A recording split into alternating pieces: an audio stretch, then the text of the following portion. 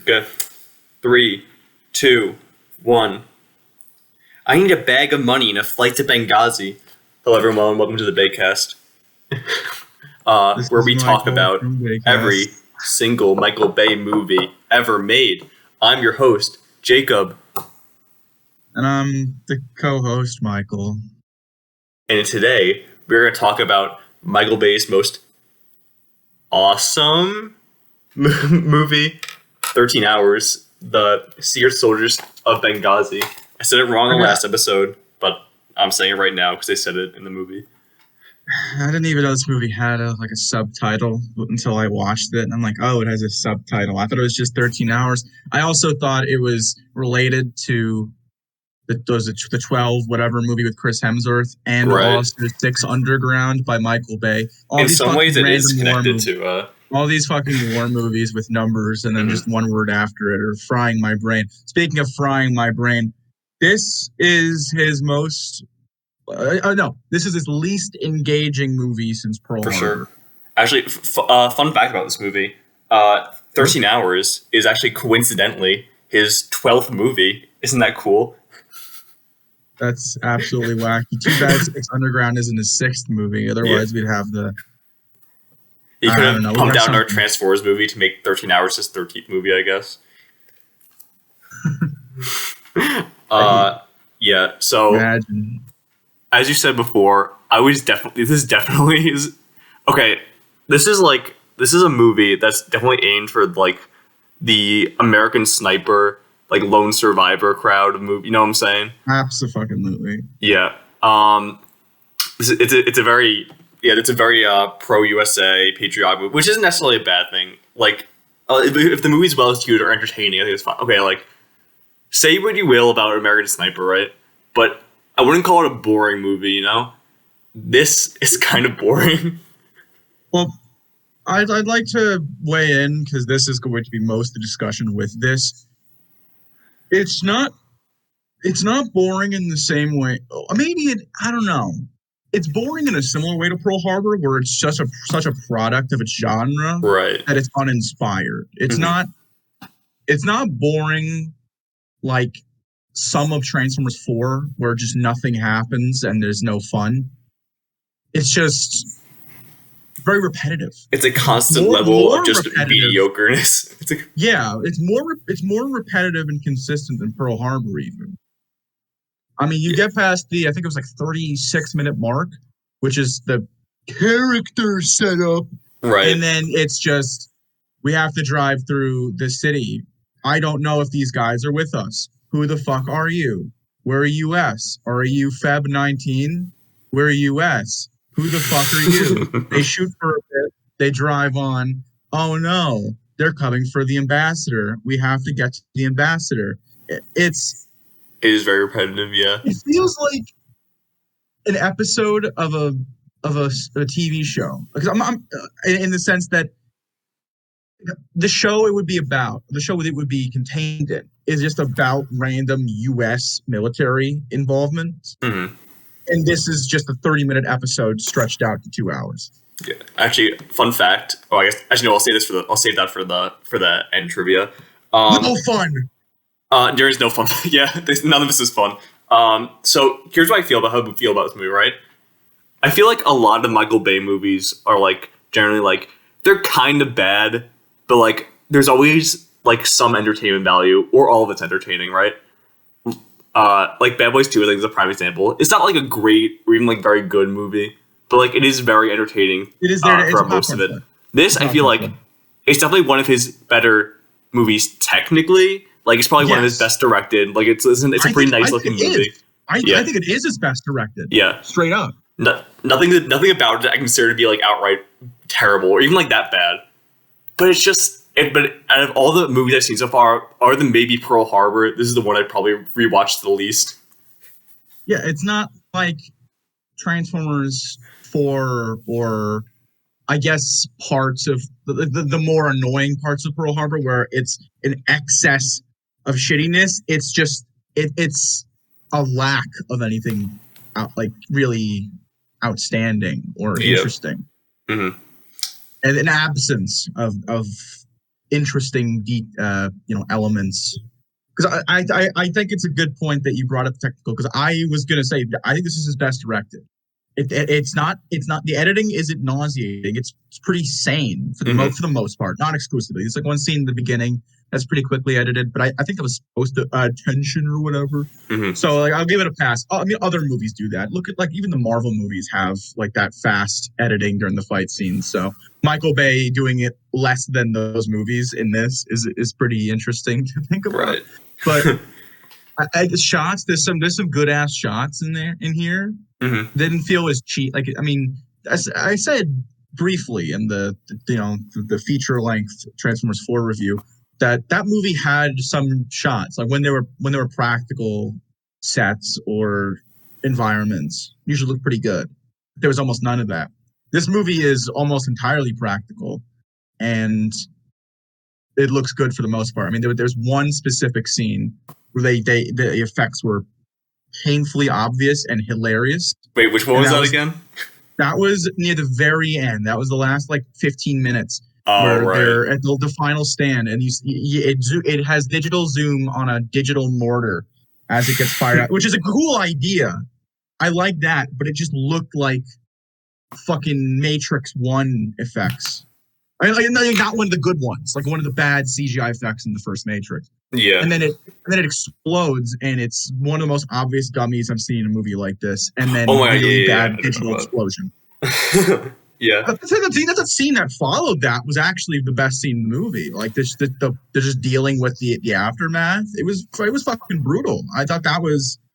I'm not like this movie should have been more violent and brutal because it's got plenty of people killing each other. A lot of, I would say, pretty quality squibs. But that scene alone carried the oh shit, this is really fucked up sort of message more than the rest of the movie did. And I thought that was like you just all put it at the end. Like I guess it makes sense. Like the action escalates and the violence, but it wasn't any more or less violent than earlier in the movie. It just happened to be at the end of the movie. Yeah, I get what you're saying. The action for the most part is pretty solid. One thing I did notice, like throughout the entire movie, is that there's basically zero recoil on any of the guns, which might have been a thing in the other Michael Bay movies, but since this was, supposed to be a realistic war movie, it was way more obvious. You know what I'm saying? Yeah, especially when the translator guy picks up a pistol and has to fire it a few times, and it's like I've never fired this gun, and then he is firing it perfectly fine, sure, but there's also no recoil. I mean, on the guns, the lack of recoil, it was there. Even like the AKs, there was like barely any. There were people just with the one-handed like sawed stock AKs. And I'm like, no, you can't just fucking like Nerf gun an AK-47 with one arm at someone. Like you can't do that. But probably maybe the smaller ones is possible, but like it didn't seem effective. But I will say about the guns, which is it's like the guns, but this is a fucking war movie. It's almost everything is guns. The sound design was really, really good, and the impact of bullets, but also most of the explosions was very impressively realized. An explosion went off, and you fucking felt it. Yeah, I'm pretty sure the movie got nominated for the Oscar Best Sound Design, which I don't even. Yeah, honestly, I don't know what won instead of it, but I didn't look it up, but I'll give me a minute and I'll get back to you. But there is one thing I want to note about the score of the movie, where it's very mid. It's composed by it's very mid. Yeah, it's very mid score. It's composed by Lauren Balfe. I probably mispronounced it. He did Black Widow, Mission Impossible, one of the Mission Impossible movies. I think he did Ambulance too. It's pretty. It's like fine for the most part, but like at the end, I noticed. I think this was like in the last like 15 minutes of the movie, like when things were like winding down. One of the tracks they used was like eerily similar to the main theme from American Beauty with like the plastic bag. Have you seen American Beauty? I haven't, but I heard something that was really familiar in the last half. So I might have heard that theme. Yeah, before. this wasn't like just like a random ass like part of the score of American Beauty. This was like the scene that people remember and the music track that people remember from American Beauty. I don't know, like I re-listened to the soundtrack and I was like, no way, this is like the same exact thing. But it's like it's eerily similar. I don't know if it was plagiarism or if it was just like two composers composing something similar at the same point, but like it was like eerily similar to that. Yeah, Also, so I should have mentioned that. I checked Hacksaw Ridge one over this. That's also a war movie with good sound design, so that's fair. Mm-hmm. I said I was going to check it, so I did. Yeah. So. But yeah, the music, it wasn't. I don't feel like it was as abrasive as some of the other non-Transformer Michael Bay score. I mean, it's abrasive in Transformers movies as well, but it's all that keeps those movies going. But something like the first Bad Boys outside of the licensed music, or even, dare I say it, like The Rock. The music is just, it's pretty similar to that, but it at least changed up a little bit. A tiny bit. It wasn't horrible, but yeah, it sounded like a composite of many things I've heard before. And if it's actually that similar to something that you've like literally heard before, I can't be surprised. He's no Jablonski, that's for sure. Yeah, Jablonski, I guess what was he doing at this point? Probably Transformers 5. Now hopefully something better. Probably Transformers 5. Which is mostly recycled, or maybe entirely recycled. You want to talk about? Oh, by the way, Hacksaw Ridge won the Oscar for Best Sound Mixing. Yeah, I just checked. I was like, they're both my bad. Sorry. One of those moments. Yeah. So what do you think about the characters / actors in this film? The worst and best thing I could say is that they were very unmemorable. Mm-hmm. But I'm not even taking that as that much of a complaint. Right. Because in Michael Bay movies, usually it's like, oh, I remember that one-off character. That's like the fucking cruelest, most sadistic, evil son of a bitch ever. Or like raunchy, disgusting Nightmare Man. Everyone was a little more nuanced. It's for being U.S. military guys. Directed by Michael Bay. I was surprised that they weren't worse. Yeah. So the thing I have, I think I used this comparison I think I also use this comparison Pearl Harbor, but it makes more sense here with the movie Black Hawk Down, directed by Ridley Scott, they're like none of the characters get any development. It's literally just like full on action for 2.5 hours, which I think works very well for that movie because it's not really trying to have any character development. It's more for just showing getting down and dirty with the situation and showing all these soldiers getting fucked up, which I think works. But for this movie, there's 40 something minutes of character development before the actual events of the movie happen, and you don't really care about any of them. Yeah, I mean, good old Jim Office. I thought Krasinski did John pretty Krasinski, well. Yeah. I think he did pretty well considering, but his character was the most generic. He's a troubled man who is allegiant to his military, but skeptical of the purpose. And he has... when there was the part they had a freak out at McDonald's, pretty funny scene. Emotional breakdown. Actually very emotional breakdown, but it was funny because it was a McDonald's. You can't fucking take that away from I don't know why. Maybe that's just how the event played out in real life because it's based on a true story. I get it is based on a book. It might be. I know it's based on the book. Yeah, my wife called McDonald's and told me she was pregnant. But when you said she was pregnant, I was like, oh, because even if it is based on the true story, it's every fucking movie ever. It's I just watched last night after this. I watched The Emperor's New Groove, and there's also perfect double feature. And Pacha's wife also has 2 kids and is pregnant with another one. And I'm like, yo, it's 13 hours. Dude, this is a 13 hours reference. John Goodman's Pacha is way better than Krasinski's. It's Jack Silva. I actually didn't remember his last name because it wasn't as generic. Yeah, that's the only character's name I remember. I'm also pretty sure this is the start of John Krasinski and Michael Bay's budding friendship because Michael Bay produced the Jack Ryan TV show and the Quiet Place movies. I know So about Quiet Place. yeah. I didn't know about Jack Ryan. That Yeah, makes sense. but I didn't know about that he produced TV shows either. So if you want to watch the Jack Ryan TV show later in Not really. Baycast, I'm on the verge of watching one episode, like just picking one episode at random. Like, what kind of shit is this? But I never did. yeah, But I mean, I this don't is blame you. essentially that anyway. Let's see what other characters. There was his like best friend was played by James Badge Dale, who I best know for the movie The Empty Man, which I think is kind of shitty, but everyone seems to like. Which he was also fine, I guess.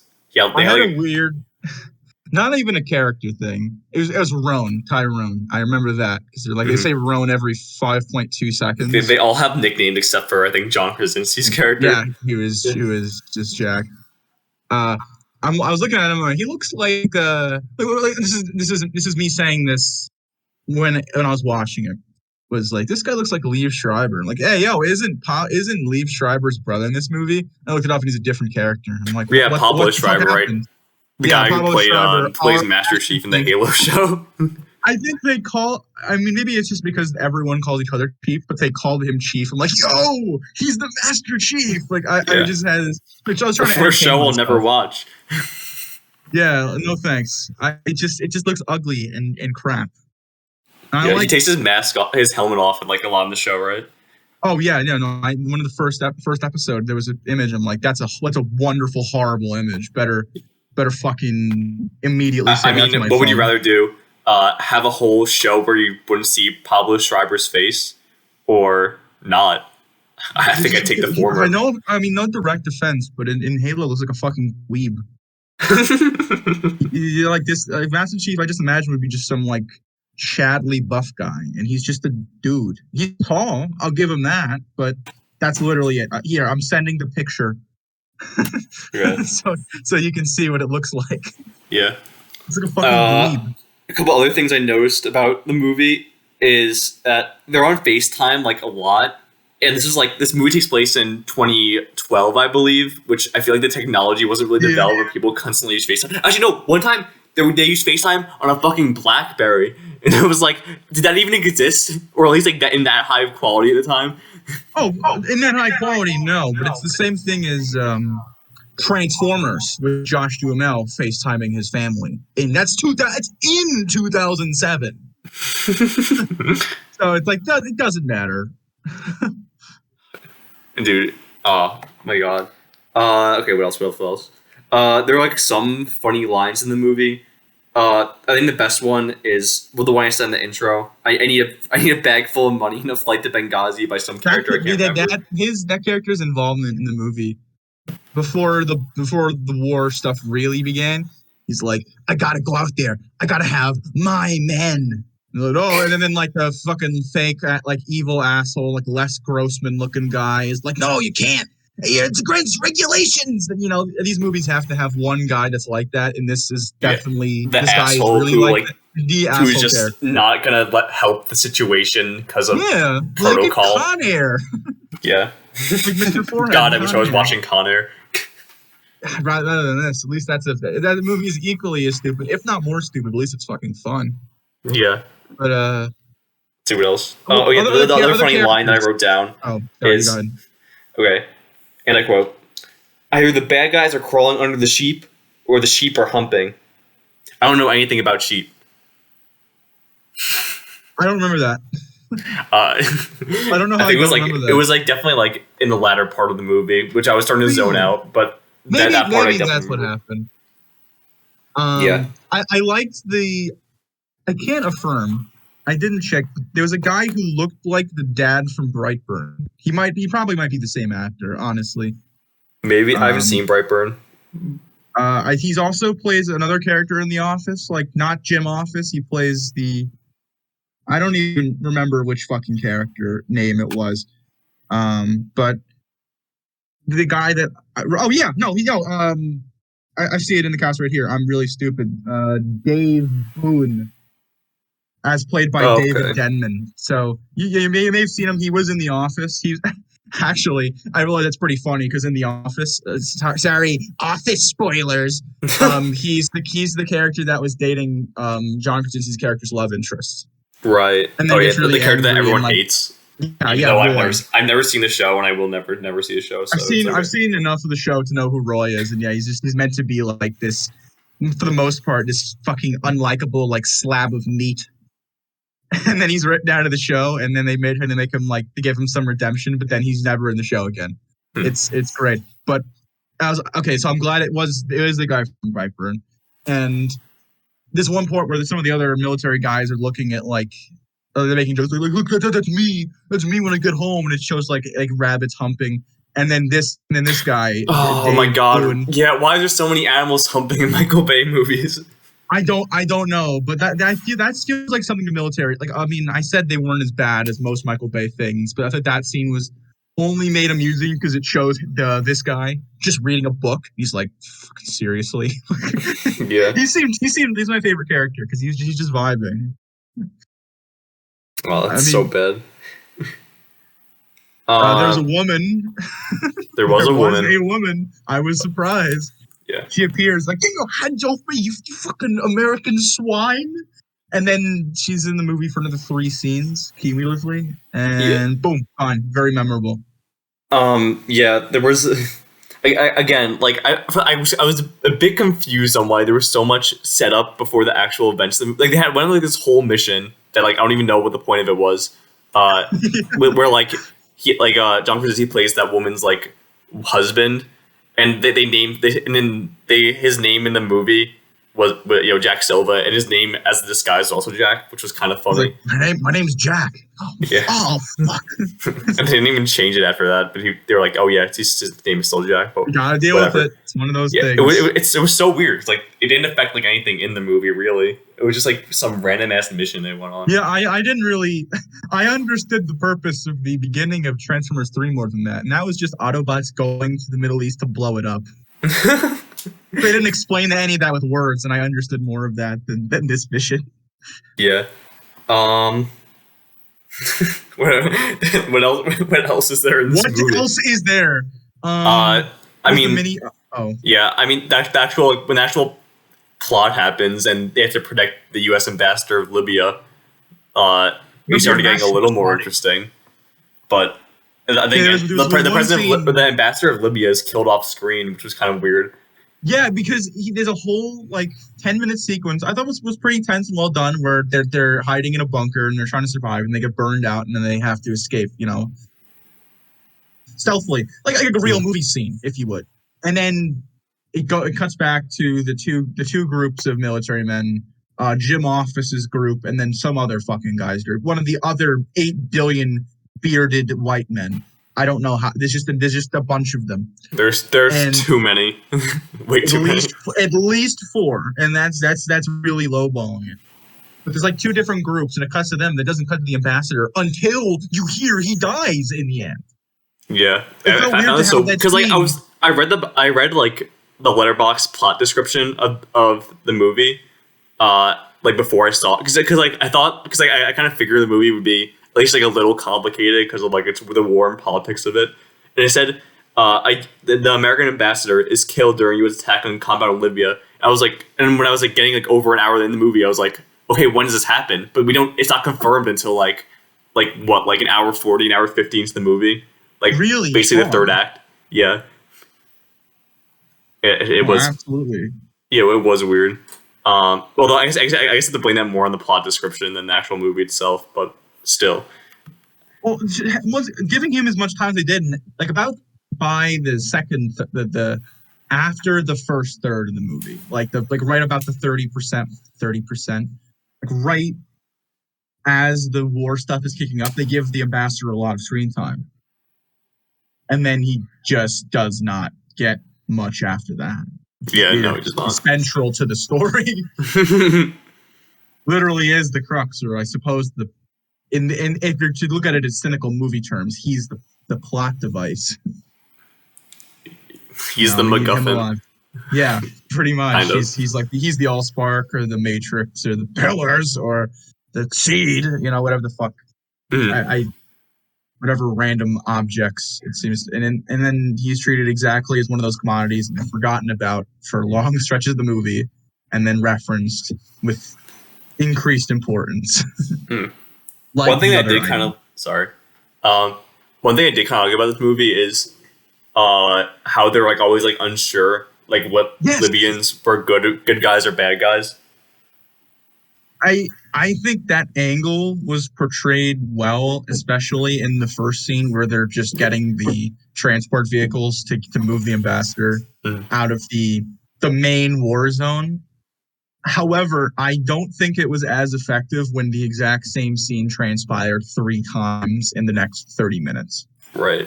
I do kind of like almost exactly, because I was worried it would like take the angle where like the very obviously patriotic angle where it was like, oh, all Americans are good guys, all Libyans are bad guys, but like, you know, it was more so just like, you know, like that set group of like terrorists. Like obviously I don't know like the whole situation of this, like this is just how I presented it was presented in the film, whereas like, you know, obviously, you know, there were a very large group of guys of Libyans who just want independence and freedom, but you know, they're like, you know, the terrorists who are ruining the whole thing. So I thought that was portrayed fairly decently in the movie, in my opinion.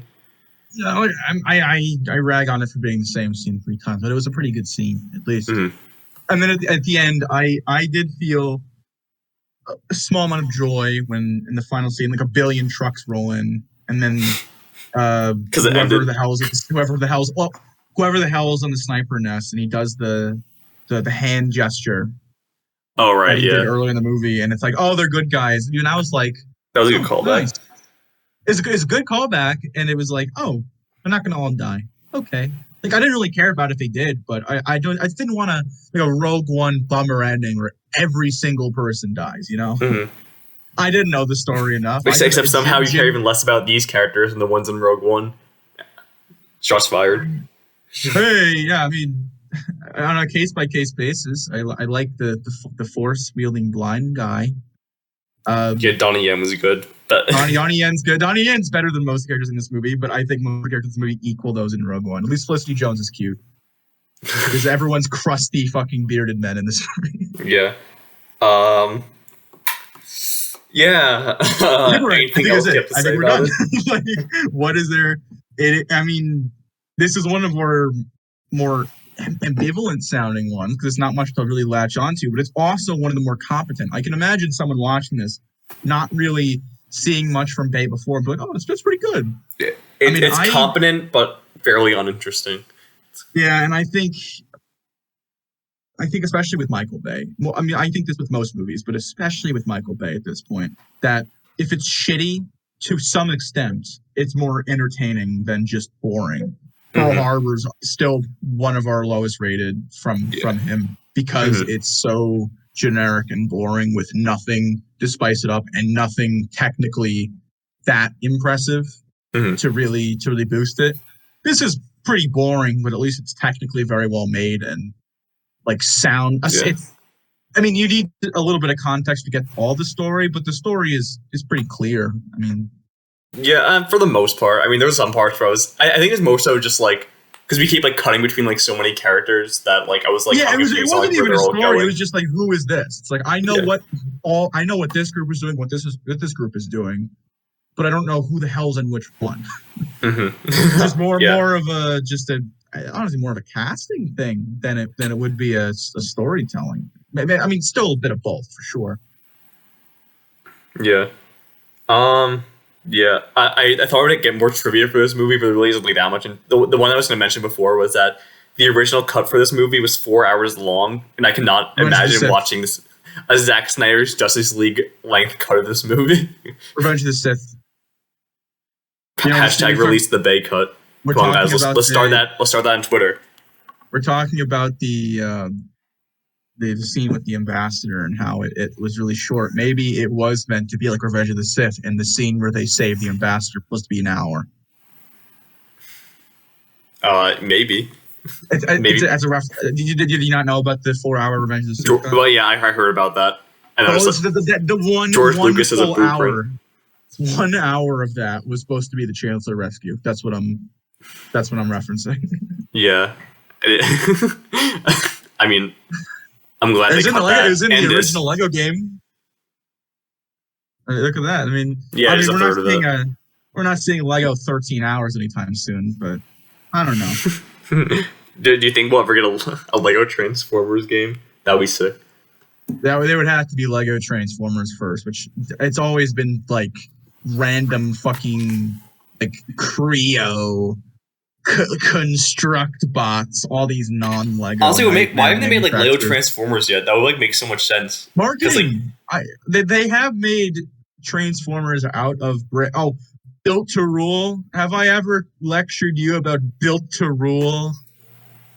The most awesome toy line of all time. Okay, you're learning about that after this episode. And you, the audience member, look up Transformers Built to Rule. Your life will never be the same.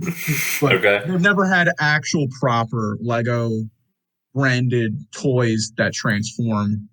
I'm guessing just because of like licensing mark, like something like that. Right. There was a rumor that there was going to actually be a Lego Optimus at some point, probably for the new movie, but I don't believe that. And honestly, I don't care. Yeah. All right. So I guess that's pretty much it on 13 hours. Yes. Join us next week when we talk about that finally the last Transformers movie with The Last Night. I will be very glad when I finish that. Yeah, and it's a movie. It's one of the movies. It's one of the strange. I have a thesis for that movie. Straight up. Okay. And we will unload that when we get there. But I think it accounts for a lot of that movie's shortcomings. Okay. It'll be a discussion. Yeah. So thank you guys for listening. Thank you guys for the continued support. I really appreciate it. Yeah. So thanks again, and we'll see you next week. Take care, everyone. Take care, folks.